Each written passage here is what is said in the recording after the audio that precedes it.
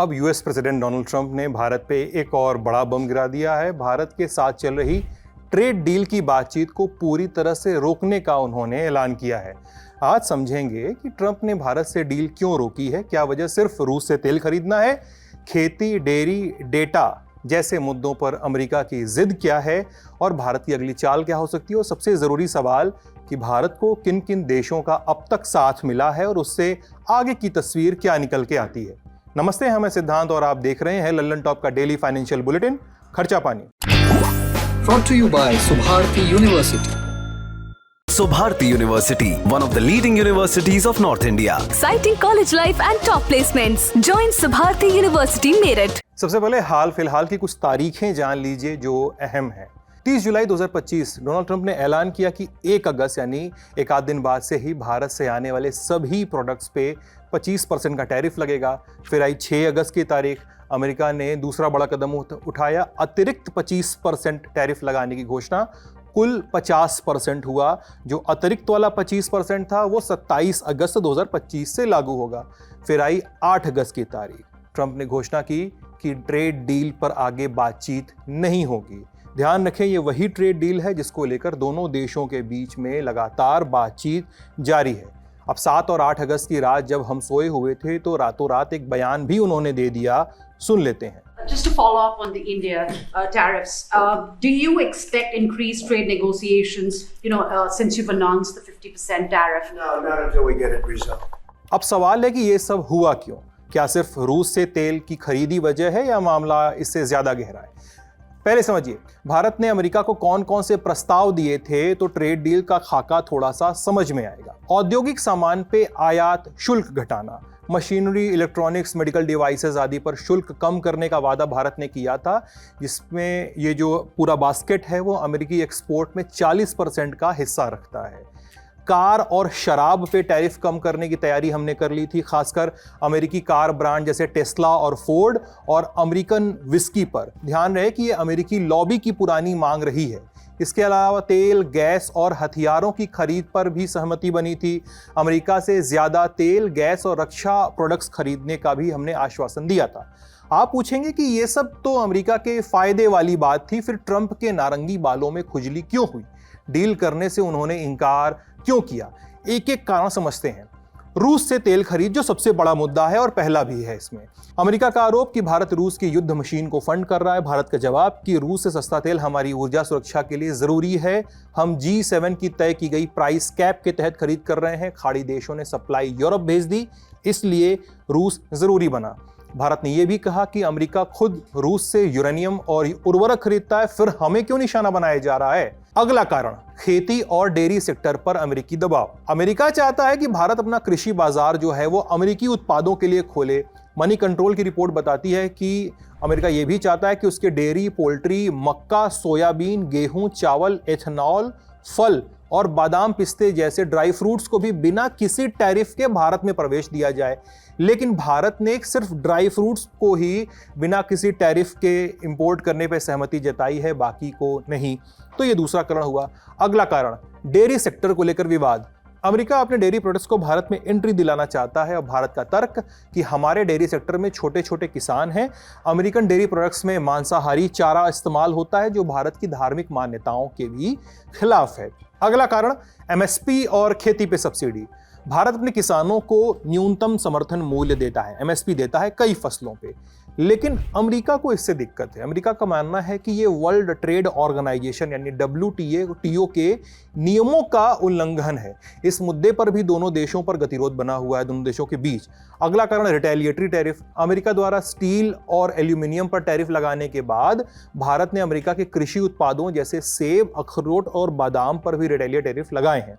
इसलिए अमेरिका चाहता है कि भारत ये टैरिफ हटाए ताकि उसका एग्रीकल्चर एक्सपोर्ट फिर से बढ़ सके। अगला कारण जिस वजह से डील रुकी हुई है वो है पोल्ट्री और पोर्क के उत्पादों पे आयात। अमेरिका भारत में अपने पोल्ट्री यानी जो मुर्गी पालन और अंडे का व्यापार होता है और पोर्क के उत्पाद बेचना चाहता है। भारत को बर्ड फ्लू और दूसरे संक्रमणों की चिंता ज़्यादा है।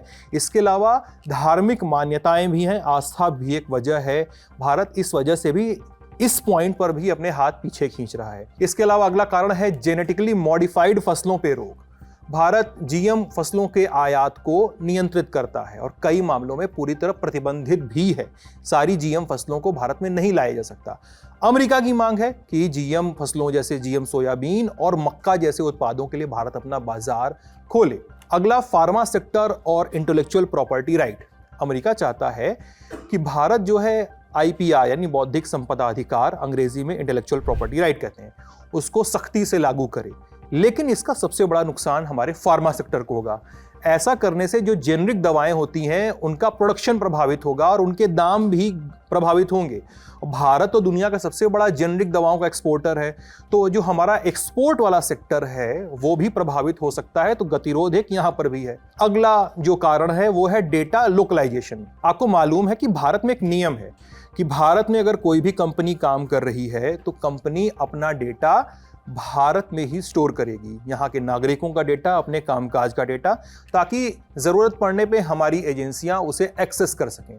लेकिन यहाँ पर गतिरोध है। अमेरिका की मांग है कि अमेरिका की जो कंपनियाँ भारत में काम करें उनका डेटा भारत से बाहर स्टोर करवाया जाए। अगला जो कारण है वो है डिजिटल टैक्स। भारत ने इक्वलाइजेशन लेवी लागू की है।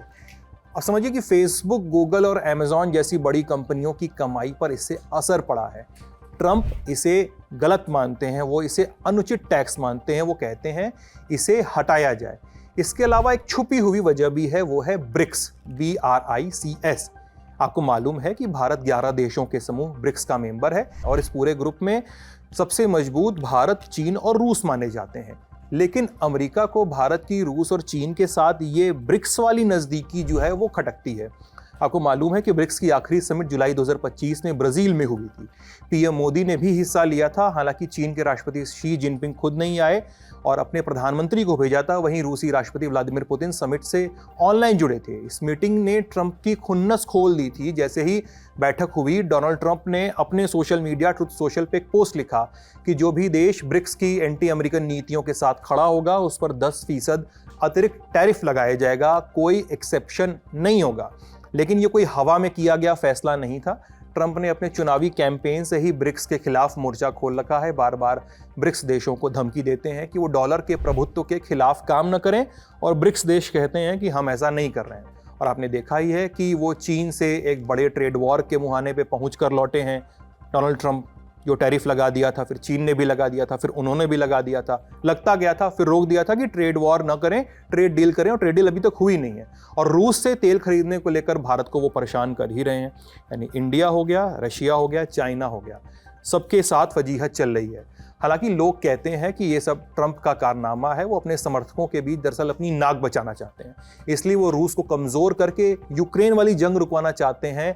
इसलिए भारत उनके निशाने पे है और शायद इसीलिए उन्होंने भारत को डेड इकॉनमी कहा है। कमाल आदमी है। बहरहाल सवाल वही है कि क्या अमेरिका डील करना ही नहीं चाहता है? ऐसा नहीं कहा जा सकता।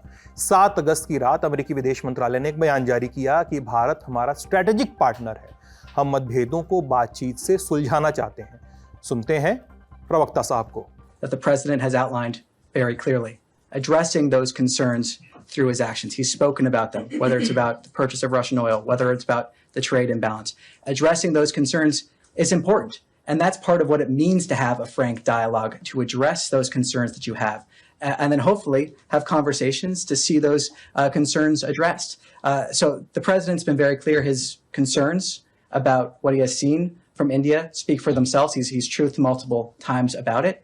But ultimately, this is about a frank and full dialogue, and that's what it means to advance American interests. आपने बयान सुना तो समझ गए होंगे कि रास्ते अभी बंद नहीं हुए हैं, लेकिन भारत क्या कर रहा है जब अमेरिका इतना सब कर रहा है। तो इंडियन एक्सप्रेस में छपी पी वैद्यनाथन अय्यर की रिपोर्ट कहती है कि भारत सरकार ज्यादा चिंतित नहीं है। सरकार की सोच अभी शांत रह के ट्रंप की चालों को देखा जाए। एक सूत्र का बयान भी है, हम अपनी संप्रभुता के फैसलों से पीछे नहीं हटेंगे, बातचीत को तैयार हैं, लेकिन हर बार नई शर्तें नहीं मानी जाएंगी। लेकिन कुछ अपडेट्स और हैं, जैसे डोनाल्ड ट्रंप की धमकी वमकी के बाद नया डेवलपमेंट है। चीन ने भारत के समर्थन में बोलना शुरू कर दिया है। वहां के विदेश मंत्री ने कहा है कि अगर आप उनको 1 इंच देंगे तो वो पूरा मील ले लेंगे। दरअसल भारत में चीन के राजदूत शू फेईहांग ने अमेरिका को खुलेआम बुली यानी गुंडा कहा है। एक्स पर उन्होंने पोस्ट किया जिसमें उन्होंने इंच और मील वाली बात लिखी जो हमने अभी बताई आपको। उन्होंने नाम तो नहीं लिया लेकिन लोग समझ गए कि उनका इशारा अमेरिका और डोनाल्ड ट्रंप की तरफ था। उन्होंने चीनी विदेश मंत्री वांग यी के हवाले से कहा कि अमेरिका की टैरिफ फर्स्ट रणनीति दुनिया के ट्रेड सिस्टम को खतरे में डाल रही है। खबरों के मुताबिक इजराइल के प्रधानमंत्री बेंजामिन नेतन्याहू ने भी कहा है कि मोदी और ट्रंप मेरे बहुत अच्छे दोस्त हैं। हाँ, मैं मोदी को ट्रंप से निपटने के लिए कुछ सलाह जरूर दूंगा लेकिन प्राइवेट में। वहीं ब्राजील के राष्ट्रपति लूला डी सिल्वा ने भी पीएम मोदी से फोन पर बात की है और आपको मालूम ही है कि भारत के राष्ट्रीय सुरक्षा सलाहकार अजीत डोभाल इस समय रूस में वहां के राष्ट्राध्यक्ष व्लादिमीर पुतिन से मीटिंग करने गए हुए हैं। सवाल है कि क्या नया ग्लोबल समीकरण भारत के एक्सपोर्ट्स के लिए क्या दृश्य लेकर आएगा, कैसा दृश्य लेकर आएगा, ये समझते हैं एक्सपर्ट से। भारत के खिलाफ जो ट्रंप ने टैरिफ्स लगाए हैं उनके बारे में भारत के पक्ष में बोलने के लिए जो अन्य देशों के लोग खड़े हुए हैं और अन्य देशों के प्रमुखों ने जो जिस तरीके के स्टेटमेंट जारी किए हैं जिसमें चीन भी है और ब्रिक्स कंट्रीज़ भी हैं, उसको मुझे लगता है एक तरीके से डेवलपिंग कंट्रीज़ की जो एक पूरी लामबंदी है और उसकी जो एक राइज है उस तरीके से देखना चाहिए। हाल ही में हमने इंडिया और अन्य जितना ग्लोबल साउथ जिसको माना जाता है जिस तबके को, उनको धीरे धीरे वैश्विक पटल पर एक लीडरशिप की भूमिका निभाते हुए देखा है, चाहे वो इंडिया हो, इंडोनेशिया हो या अन्य कंट्रीज़ हो। और अब जब हम देखते हैं कि इस तरीके की अनइक्वल कंडीशंस इकोनॉमिक्स में या पॉलिटिक्स में ग्लोबल लेवल पर इन कंट्रीज़ के साथ जो राइजिंग डेवलपिंग पावर्स हैं इनके साथ अमेरिका और अन्य विकसित देश जब करने की कोशिश करते हैं, तो क्या इन कंट्रीज़ में किसी तरीके की एकता या एक संवेद स्वर निकल के आता है? मुझे लगता है ये वो घड़ी है जहाँ पर इस बात को टेस्ट किया जा सकता है। तो चीन के जो राजदूत ने जिस तरीके की बात कही है इंडिया के फेवर में, या ब्राज़ील से जिस तरीके का स्वर हमें सुनाई दे रहा है, उसको हम एक पॉजिटिव दृष्टि में ले सकते हैं कि ग्लोबल साउथ का जो एकता है और ग्लोबल साउथ की कंट्रीज़ का आपस में जो तालमेल है शायद इन टैरिफ्स के कारण आगे बढ़ सके और उनके बीच की जो आपस में समस्याएं हैं और उनका समाधान शायद वो मिलके ज़्यादा निकाल पाएँ अब जब अमेरिका जैसा विकसित देश इस तरीके की टैरिफ्स लगा रहा है। ये खबर यहीं तक एक छोटी सुर्खी आपके काम की। इस साल फरवरी में केंद्र सरकार ने संसद में आयकर अधिनियम 2025 पेश किया था जिसे आज वापस ले लिया गया 8 अगस्त की तारीख को। इसे सेलेक्ट कमेटी के पास भेजा गया था। सेलेक्ट कमेटी की कई सारी सिफारिशें थीं, कई सारी सिफारिशों को मान लिया गया था लेकिन कुछ सिफारिशों पर गतिरोध था, लिहाजा इस बिल को वापस ले लिया गया है। खबरों की माने तो इस बिल को नए संशोधनों के साथ और तमाम चेंजेस के बाद आगामी सत्र में फिर से पेश किया जाएगा। यह था आज का खर्चा पानी, लिखा है हमारे साथी प्रदीप यादव ने। मैं सिद्धांत, अपना ख्याल रखिएगा। बहुत बहुत शुक्रिया।